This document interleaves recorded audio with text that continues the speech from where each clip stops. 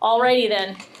Okay, so I've already got the bio done, so we'll skip that part. But the next thing is I want to talk to you guys basically about risk. Because essentially, folks in cyber, we are risk management professionals. We manage risk. You have to, when you're dealing with risk, which is the likelihood that things are, what's the possibility or likelihood that things could go wrong? So that's the kind of thing we deal with. And obviously, we're dealing with that primarily in a technology sphere. So we are dealing with risk. And what I'm going to be going through here are the risks or likelihood that bad things could happen to us, especially when it comes to our election infrastructure. I'm just going to move this so you can see Sure. it. Oh, that's a good idea. Better. Yeah, I like that. Come up here because there's nobody in the front row. There's nobody in the front row. And recognize also the fact that when you're dealing with this kind of risk, you're not talking about changing large amounts of votes or doing large amounts of, manipulations. You're talking 1%, 2%, in the largest counties, here and there, various places. You're not talking across the board changes across the board. We're talking about small amounts of change that can have massive and impactful differences in problem and impact. Next thing, setting the stage. I just want to make sure everybody's kind of on the same page in terms of understanding how the election system basically works in South Carolina. It is a very centralized, a fully centralized system. Unlike Georgia, Georgia's kind of all over the place. Each county kind of can do its own thing. Here in South Carolina, that is not the case. Every county has to do the same thing and has to basically function in the same way. So I just want everyone to kind of be aware of that.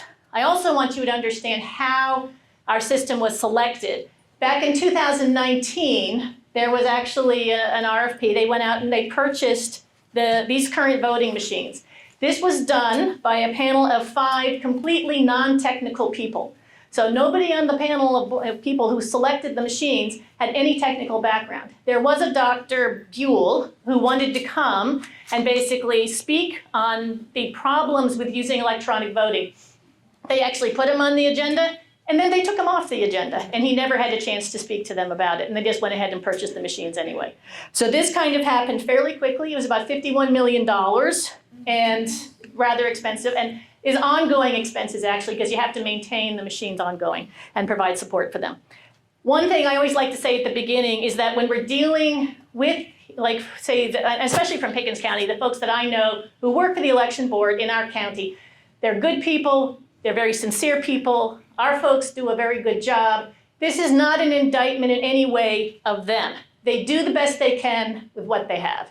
So I just want everyone to understand that. I always like to say that up front, because this is not like saying they're doing a crappy job, everybody in the election board is malicious. That's not what I'm saying. So I just want that to be clear. So next thing. This is the South Carolina voting process, basically, just to get an overview of how it works. You show up with your voter ID. You then basically, they look at an electronic poll book to see if you're registered, to make sure that you're still active. They then print out a ballot off of the electronic poll books, which happen to be on the internet, and that's by design. Then you basically go over to a ballot. Yes, you have a laser pointer. No, unfortunately, I do not have a laser. Just point to it. Just point to it. That's my laser pointer. It does have a laser pointer. It does have a laser on it. Ah, there it is. Good suggestion. Okay, your electronic poll books there. You get your ballot printed out, then you go to the ballot marking device. And the ballot marking device basically lets you make selections on the screen, and then it basically spits out another ballot. You're supposed to look at that ballot and basically say, okay, you'll get a human readable selection that basically says, yes, this is who I voted for, these are all the races I selected, that should be what it is. Then you walk over to the scanner and tabulator, the DS200, and you feed it in, basically. It will then take it, say, hey, you voted, everything is good, and then you go and get your little I voted sticker, and off you go. You just want to get this so you don't trip. So I don't kill myself? Thank you. All right, so that's basically, in a nutshell, kind of how you vote. Now, I'm going to show you a picture. This picture is a great picture. This is from ES&S, which is our voting machines, from 2020. So as you can see, very simple process, right? Yeah. Sure. Easy to understand, no problem. Well, with security and cybersecurity, we basically talk about risks from complexity, because anytime you have a complex system, it is very hard to control. So you always say complexity is the enemy of security. When you have a complicated system, many moving parts, it increases what we refer to as your attack surface. So that means that there are more places that a bad guy can basically infiltrate your system. So imagine as a cybersecurity professional looking at that. So I look at that and I'm like, not so much fun. And remember also with cybersecurity, the bad guys only have to be right once. We as good guys have to be right all the time, meaning we always have to have things protected. We always have to be right. Bad guys only have to be lucky once. Yes. I voted last week, and before I got my ballot, I had to sign a sworn statement. Yeah. It just said that I was authorized to vote. For an absentee It didn't ballot? ask me if I was a citizen or anything. No, they don't It ask said, you. Are you authorized to vote? Mhm. So anybody could sign that. So is that something we're working on changing? Oh, When you yeah. register, whenever you first registered, you have to sign something. The only way we know that you're a legal citizen is you sign something that says, yes, I'm a legal citizen but it's just signing an oath right there that you're valid. And then again, when you vote, you're signing that oath again. Yes. Because, But anybody could do it. yeah, anybody could If do they it. already know from when I registered, why they ask me again? Well, my point is they don't ask for really any verification that you're a citizen other than, maybe. It just seems like anybody Yep. that got registered could just This is by design. sign that thing. This is by design. I'm authorized. Yes, but as you see, and actually when we talk about these things, next thing we're talking about basically are some of the risks from third parties. And the first one is kind of related to what you're talking about, which is ERIC, the Electronic Registration Information Center. This is something a lot of states subscribe to, including South Carolina. And it's supposed to help us manage and keep clean our voter rolls. It doesn't actually do that very effectively. And in the most recent audit that came out of our state election commission, turns out they don't even use what they have of the ERIC data to keep the voter rolls clean. And ERIC is also interesting in the sense that it does not keep track of citizenship, and that is by rule. They do not allow you to ask about citizenship or take any information on citizenship in terms of these voter rolls. How do they take that balance? This is how they do it, and no one has fought them. So there'd have to be a fight against it. And that's why a lot of states have dropped out of ERIC because of concerns like that. And also it is a largely leftist funded. There's a lot of left-wing Soros funding that goes along with it. When you say by rule, you're saying by law or by internal By rule? ERIC's rules and how it functions as a nonprofit. So that's what it does. South Carolina sends all of our DMV data to them, basically. And we're supposed to get back data that we can use to keep our voter rolls. But it's really up to the states whether or not citizens are identified. And to prevent people who are not citizens from voting. So, and how well we're doing that I know from that Legislative Audit Council report that just came out, they also indicate there's a lot of gaps in terms of how the state identifies non-citizens. So there are definitely problems here in South Carolina with that. So, any other questions? In time to make a change before November? We're working on it. H 4935, let's hope we can get behind that bill, move to paper ballots. Just curiosity, that ERIC, is that the same system libraries used to use years ago? No, different system. Okay. But ERIC is it's a nonprofit, as I mentioned, funded by a lot of leftist funding, and the states also fund it. We also send money to ERIC to keep it funded. There's also another third party, CIDL, which is this little guy here. CIDL handles all our election night reporting. So that's what it does. We send all of South Carolina, all the counties, all the precincts, send all of our election data to CIDL. CIDL is not even American owned. CIDL is actually private equity owned and by an Irish private equity company. So we're sending all of our election data to a third party that resides not even in the United States, which is a serious problem. Also, ES&S. This is also privately owned. It's private equity again, McCarthy Company. And also one of the big problems we have with private equity is that they do not share funders. They do not share who's funding them. They are completely opaque in terms of funding. So we have no idea who the investors are and who's behind them. The other third party is Clear Ballot. I'm sure you guys have probably heard about Clear Ballot, but Clear Ballot basically does our post-election auditing. Looks at all the ballot images, basically. This also is a third-party private company. We do not, and it's completely opaque to us in terms of funding. So, there was a question back there? Yeah, you said we don't even know who funded them. Why do we do business with Amen. somebody who's got such a shady character? Exactly. And this is the problem with risks from third party. We have essentially outsourced our elections to third parties that are completely opaque to us. Who That makes is what that it's happening. decision? Who makes that decision? The state, The state. does. This state. yeah, the state. Why would a red state do that? I don't understand that. Yes. You have a question? Right? That's fighting the change.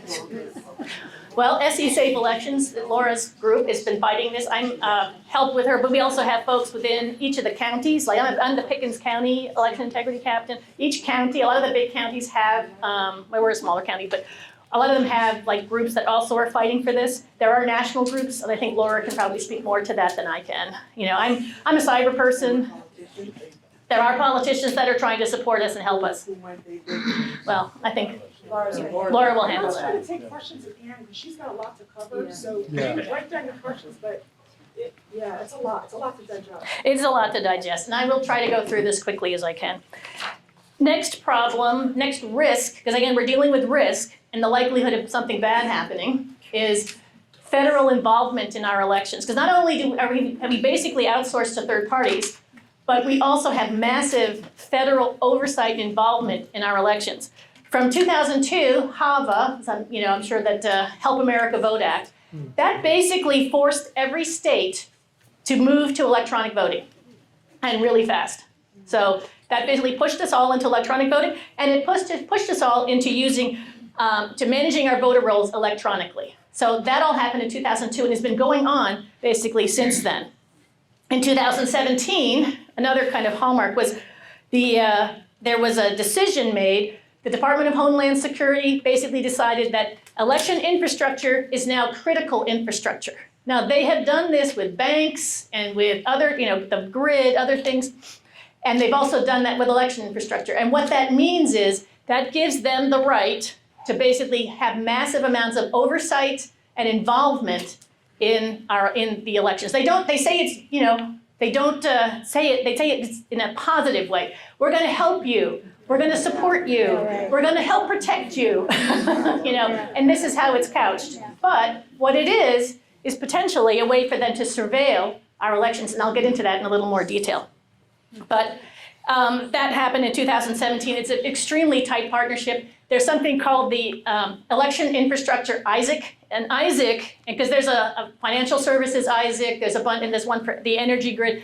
ISACs are basically these nonprofit consortiums that share data with each other. So that's what they do. And I'm going to go into that in a little more detail. Just remember EI, election integrity, the EI ISAC, because this is overseen by the federal government. It's run by a group called the Center for Internet Security, largely funded by the federal government, which is a company that I know from cyber, because it's one that a lot of us use just to get some technical information. They do a lot of other productive type of stuff, but they also are involved in all of these things as well. So that is something you definitely have to keep in mind. This is kind of a picture of it, so that the federal government and our elections, and how all of these things fit together. Because you can see there's sector-specific agencies, the DHS, other federal agencies, state, local, and territorial governments. So the states are involved in this as well. Other members. You also here's the ISACs here. And these are the coordinating councils, all made up of basically the government and other entities, plus industry organizations, which includes ES&S, Dominion, and the other voting machines. They're all part of this consortium. So, all right, so. When you say government, you're not talking about elected personnel. You're talking about Agencies. appointed. A lot of them are appointed. Yes. And just another interesting thing about this is that the ES&S CISO, their Chief Information Security Officer, actually used to be the CISO for the Health and Human Services Department. So interesting that he comes from the federal government. Same thing for Dominion. One of their previous CISOs also came from the federal government. There's a lot, if it sounds familiar, it's kind of like the censorship stuff that's been going on, where there's a lot of cross-pollination between the federal government and the technology giants. Same idea here. A lot of the tech folks that are, involved in this stuff, they're all like cross-pollinating with each other. So like the ES&S people work for the government sends them back there, so it's this incestuous sort of relationship. So that to me is a big risk. So if that is a concern to you as a risk, as the federal government, how much is the federal government then? The question comes, obviously, how much are they controlling our elections? How much? 100%.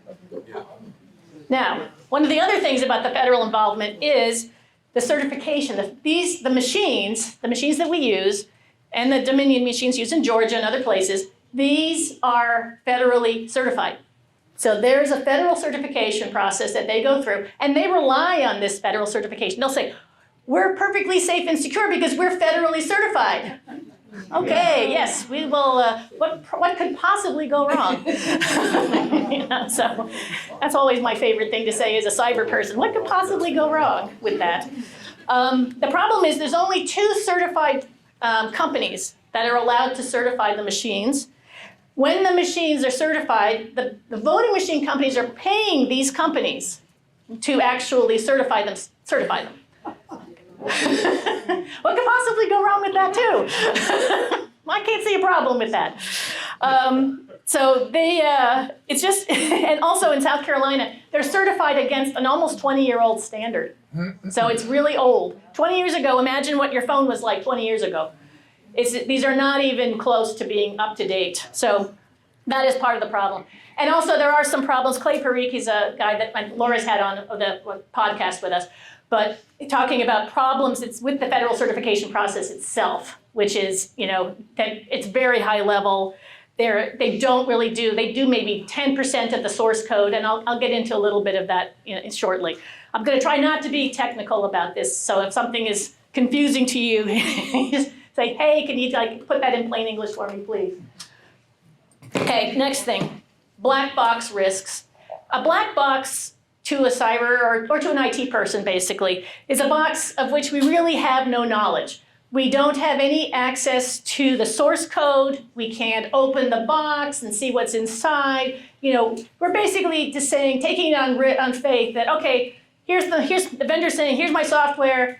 You can't look at it, you can't touch it, you can't do anything with it, but hey, it'll run great, you go ahead and use it, there shouldn't be any problems. That's what a black box is to us.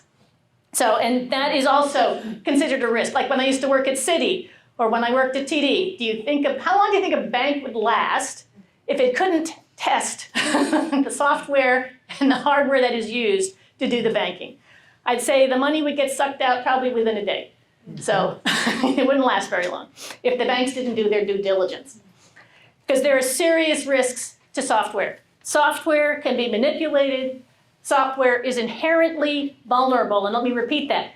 It is inherently vulnerable. People write code, people write the software, people make mistakes. They make misconfigurations, they do something. There's something called secure coding guidelines and how you're supposed to do this. You're supposed to check certain types of things. I'm not going to go into the details of that. That's too complicated. But basically, there's a lot of due diligence you're supposed to do to make sure your software is secure. If you don't do these things, then your software is basically going to probably have a lot of vulnerabilities.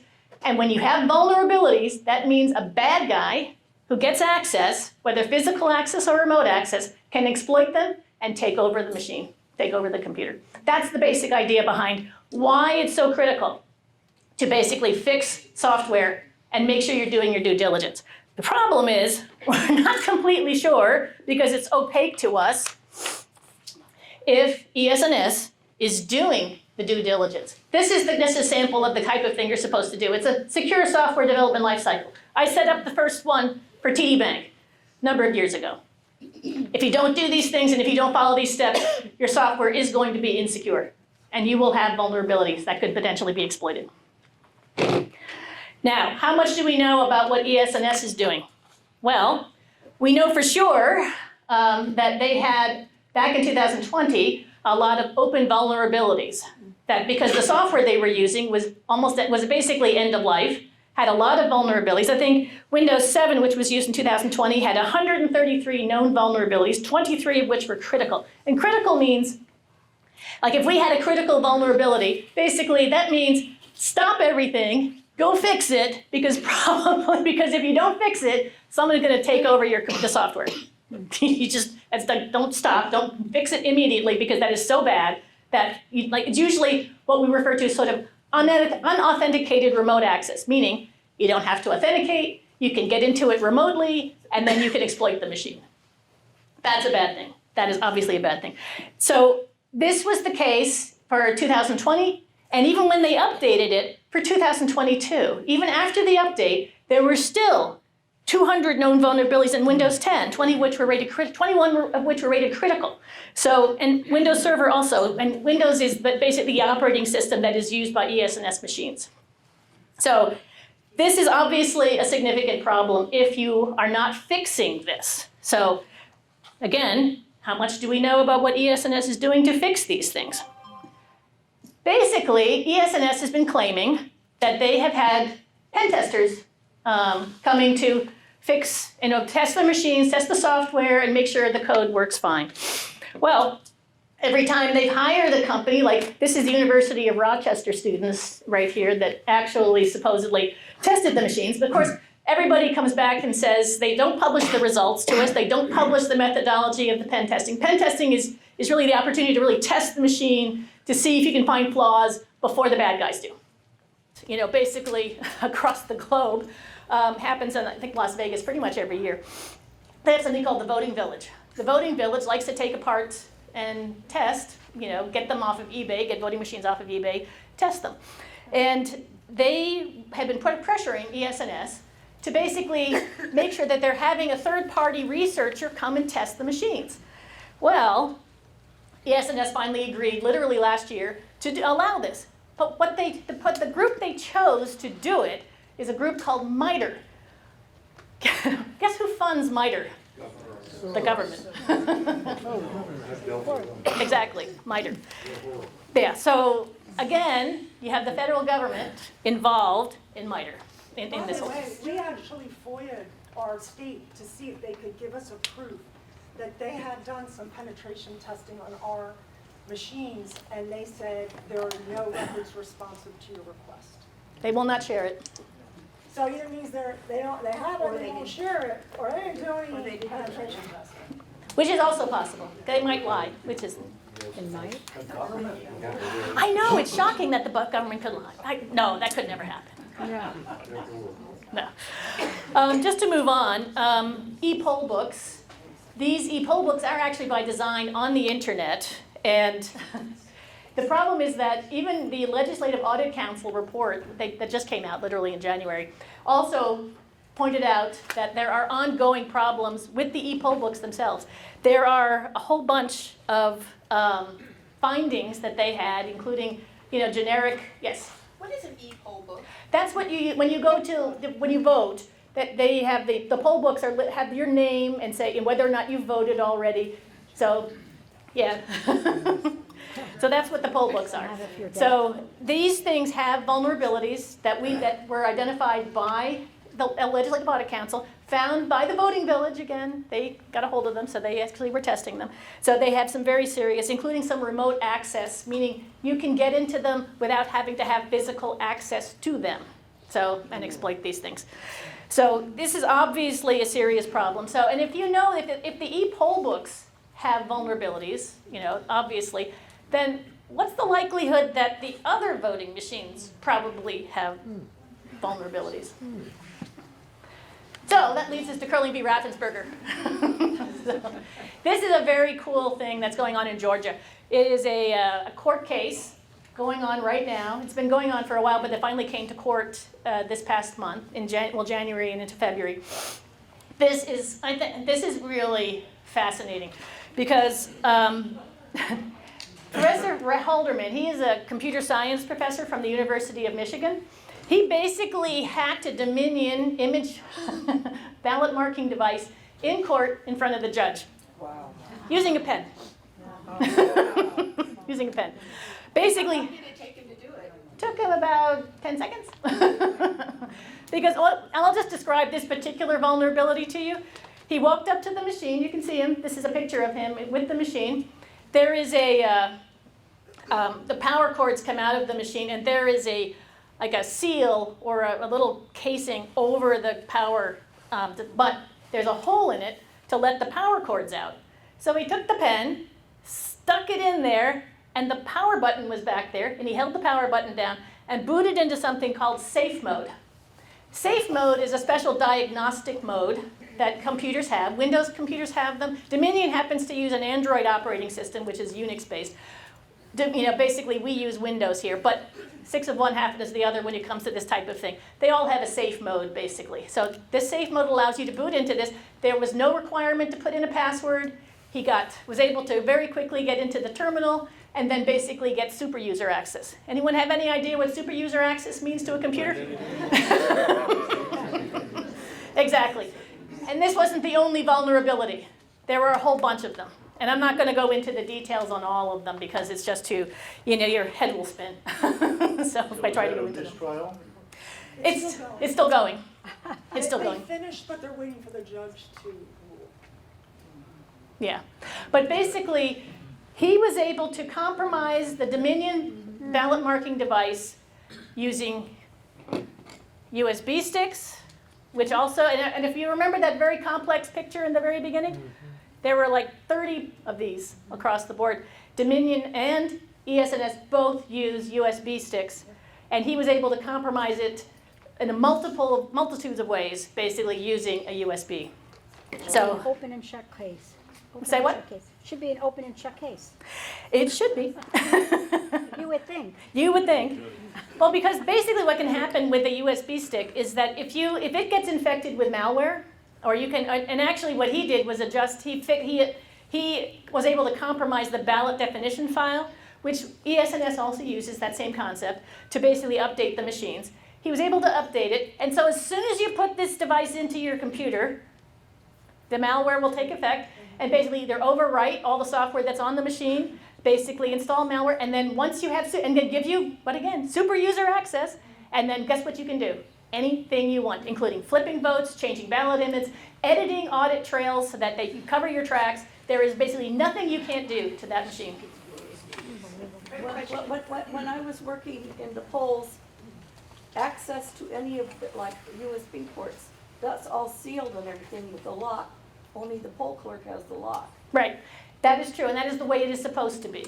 But the Legislative Audit Council also found instances where those locks were broken, some of the seals were not in place across the different counties in South Carolina. So it really, in some sense, depends. Now, this particular one for the ballot marking devices for Dominion, they actually had a design flaw that allowed, Professor Haldeman to stick a pen in there and reboot it. How many design flaws do you think ES&S might have? I don't know. We're not allowed to touch the machines. We're not allowed to look at them. I personally am not allowed to be a poll worker. I can't imagine why. Wonder. Exactly. I'm not even allowed to be on the board either, of the county board either. Now, Stuxnet. I kind of wanted to just mention Stuxnet. Where is Stuxnet? This one. I'm going to skip a few of those. Stuxnet. This is just because they claim that the machines are air-gapped, that all the machines are air-gapped. This is why the USBs are so critical, because you can use this to compromise the machine. Stuxnet was something that happened, I'm not sure if you're familiar with, but I don't know, back in 2010 it came out. They basically compromised the Iranian nuclear centrifuges using this malware called Stuxnet. So basically, the Iranians would plug their little USB into a machine that had been compromised. It would get infected with malware. They took it over to the air-gap centrifuges, plugged it in, and voila, the centrifuges had malware and basically ceased to function. And this went across all of the centrifuges, and that basically brought their nuclear program to a screeching halt. And that was one of the first times we saw something like this. 2008 also was one of the first Department of Defense had air-gap systems. They were also compromised using this. So if you think you're safe, We don't think. gap system? An air gap system is one that is not connected to the internet. It's not connected to anything, or at least not supposed to be. So the only way you communicate with it is using something like this, a USB stick, or you could tether it. There's a number of different ways to do it, but for the most part, and how ES&S does it, is using a USB.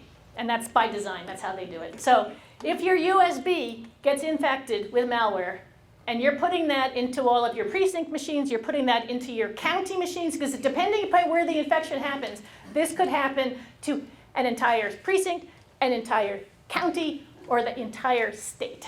So it just depends where it happens. So on to the next lovely thing that we have to talk about. Now, the other question is, they claim they're air gapped. Okay, fine. Do we know that for sure? How do we know? How do we know that they are not on the internet? That's a problem because obviously they're black boxes. We cannot open them. What you're seeing here is a picture of a cellular modem. All it is a little chip. It's a chip, basically. So, and then there's different ones. They can be bigger, smaller. But basically we found that in 2020, ES&S was caught, and it was reported in the news, that they sold 14,000 machines with wireless modems to 11 states, including Michigan, Wisconsin, Florida. So they got caught. There's also other, basically I found an older manual from ES&S, basically, that actually had an Ethernet card in it, meaning it was able to be connected by design to the network, to a network. Now they claimed it was for tethering, to the DS200, but it was also a standard Ethernet card. You could then take it and plug it into the network somewhere. So that to me indicated that from the beginning, there was always this idea that they were supposed to be connected to the internet. And only when people pushed back and got freaked out, they stopped advertising this fact. And there are states that are actually using the machines with internet access. So by design, so that is already happening. The other thing I wanted to mention about internet access is something called Albert sensors. Albert sensors was another generous, lovely idea of the federal government to help all of us and better protect our networks and better protect our election infrastructure. So, and what these things are, essentially, is an intrusion detection system. This is a good thing. I mean, I have an IDS, intrusion detection, at my current place of employment. There is no company that wouldn't have an intrusion detection system. They're good things. Could it be used maliciously? Could it be? And that's one of the questions. Because what's happening is the network data from all of the precincts that have Albert sensors, all the counties that have Albert sensors, is being captured, and this is all of the data, and sent to the Center for Information, Internet Security. Remember them? The guys that are funded by that are part of the election integrity, election infrastructure, ISAC, the nonprofit. They capture all of this data. They put it together with the federal data. What could go wrong? What could possibly happen? Do you think the federal government might have access to all of that data real time? That's a possibility. And that a number of states, a number of counties actually have already pulled out of these because it found out, and I think Fulton County also just found this out just recently. They had a massive cyber attack by the Lockbit ransomware gang. That these intrusion detection system doesn't do a lot of detecting. So some counties have pulled out because they've had ransomware attacks that were not found by this IDS, this intrusion detection system, but yet you're getting all of this data. So if we're not getting a benefit from you, why are we keeping this? And especially when you're getting all of this data, and we don't have access to it. The counties and the state don't have access to it. They can't see it. So why would you stay in something like that?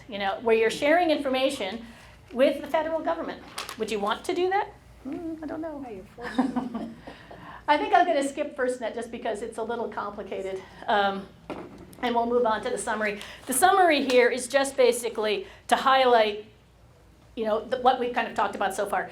Voting system is complex and hard to secure. South Carolina has outsourced its elections to third parties. We have heavy federal involvement and surveillance of our elections, basically. We don't have any access to the voting machines whatsoever.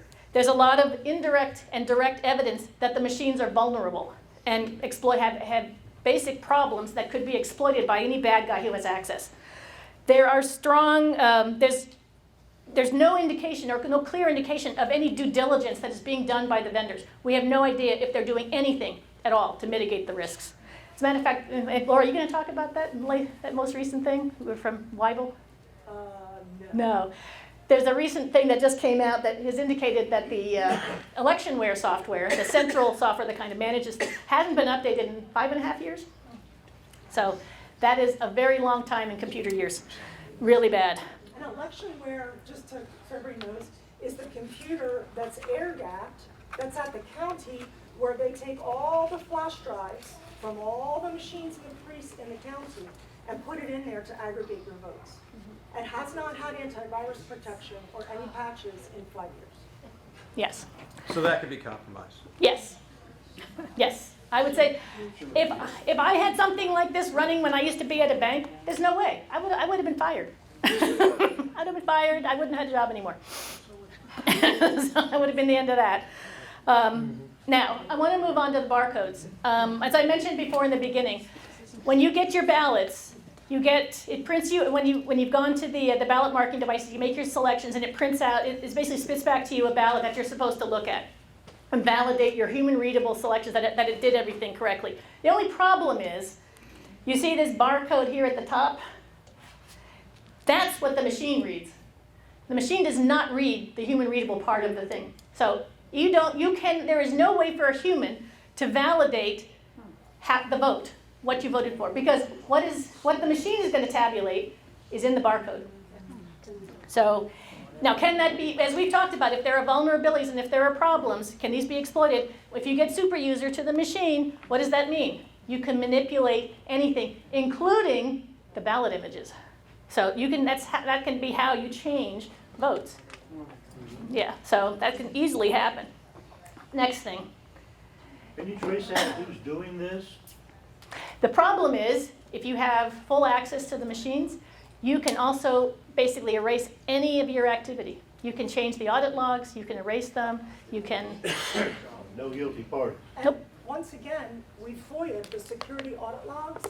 They refuse to give them to us. So if there's not connection to the internet, why wouldn't we be able to get that? And other states do allow their citizens to get access to those security logs. So why not South Carolina? It's just very curious. Why no transparency? Yeah. Why no transparency? Putting some sunlight on this, Ephesians 5. Why not put some sunlight on this so we can see them? Yeah. Next thing is something that's come out fairly recently, is that they've also found that there are these 3 folders on the machines. Blank ballot folders, normal ballots, and duplicate ballots. My first question when I heard this was like, why? Why are there 3? Why would there be a blank ballots folder? Why? I don't understand that. Why would there be a duplicate ballots folder? There should only be normal ballots. Because if anything is bad, if something's gone wrong, it should reject them. But what can happen with these things, whether by design or whatever, what's been happening is that the voter would vote and pass their vote into the tabulator. It would basically tell the voter, hey, everything's great, I accepted your vote. Meanwhile, it pops it into a blank ballot folder. And this happened, they had, I think in Miami-Dade, Broward County in Florida, 68,000 blank ballots in Miami-Dade, 50,000 in Broward, bunch in like tens of thousands in Maryland, some of the biggest counties. Guess what you can do with a blank ballot? Exactly. Wow. So, definitely a problem. Next thing, human nature. Human nature. They've done some testing which found that 50% of the voters didn't even look at their ballots, so aren't even looking at the human readable part of the ballot. And they did a simulation with a real ballot marking device where they altered 1 vote on the ballot. Only 6.6% of the voters noticed that. 93% did not even notice that 1 vote had been changed. So human nature, you're more likely to find something, an error that you've made on a piece of paper or something like that, less likely, just cognitively, to find something that a mistake that the machine has made. Mistake, quote unquote, that the machine has made. So that's definitely something that to keep in mind when you're thinking about this. What about machine testing and audits? What about, can you know, the accuracy, the logic and accuracy tests that are done at the end of the, are done before all the voting. Why shouldn't these catch this? Well, guess what? Machines have clocks and dates, even if they're air-gapped. They know what day election day is. They can behave beautifully on the, you know, when you're doing the testing on every other day except election day. Because if you manipulate the software, this is how it works. You can do anything to the machine, anything. Software, again, inherently vulnerable. You can manipulate it if you have that level of access. And definitely, as you saw from the Haldeman stuff that we talked about, it is very possible, especially since these machines, electionware hasn't been updated for 5.5 years. What about the other ES&S machines? How long has it been since those have been updated? And we know they were updated in 2022, but we also know there were serious vulnerabilities. We don't know if they fixed them. We don't know. We have no idea. They could all be there, all the vulnerabilities. We have no idea. They could be on the internet. We don't know. If they're on the internet, that means all bets are off. That means any bad guy, if he feels like it, can potentially get to those machines and exploit those vulnerabilities. It's not just requiring, like some of the other things that I mentioned, like safe mode and, you know, using the pen to boot it, you have to have physical access to the machines. But there are other times and other vulnerabilities where you don't require that, and especially if you're on the internet. And there's also some semantical stuff that goes on with these companies where a virtual private network is not the same thing as the internet to them. And your virtual private network, which, you know, where you have Albert sensors and some of these other things operating, to which they might or might not be connected. They might be in the same rack. Someone could even accidentally connect them, and they would be vulnerable and potentially accessible over the internet. There's just so many different ways, and especially, as I mentioned, a complex system, then you know that it is very hard to secure all of these different moving parts. So this is just a summary, and the solution for me, dump the machines. And I'm saying that as a cybersecurity professional who's worked in IT, I've used machines, is there a way to mitigate some of these risks? Sure, if the companies were completely transparent, completely shared with us how they were doing their secure software development lifecycle, tested the crap out of them. Do they do this? No. We have no idea. No. Are they going to become transparent suddenly overnight? No. Nope. I don't think so. There's too much, and especially with this special relationship with the federal government, with these, you know, how this stuff all works, if there is something malicious going on, you know, and the government wants to manipulate things, at this point, they want the status quo. They want it to continue this way because they have access to all the data. They potentially have access to the machines to do what they want, you know. So, and if we are not allowed to do the due diligence to look inside a machine to see is there a cellular modem there, we're not allowed to do that. You can't even bring the devices into the polling areas where you could scan for cellular access, and there are devices that can do that. So we could have, but there's Laura will talk more about this, but that basically they have stonewalled us every step of the way. So in terms of transparency.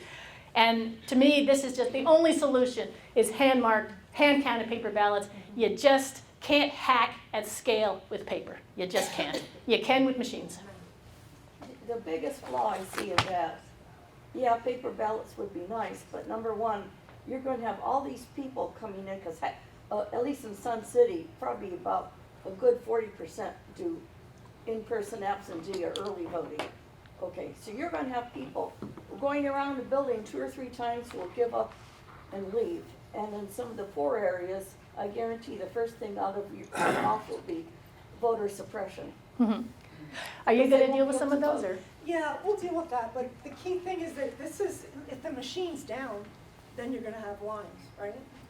Here, you're filling it and sticking it in a box. I've been doing this for 10 years, I haven't had a problem in Sun City.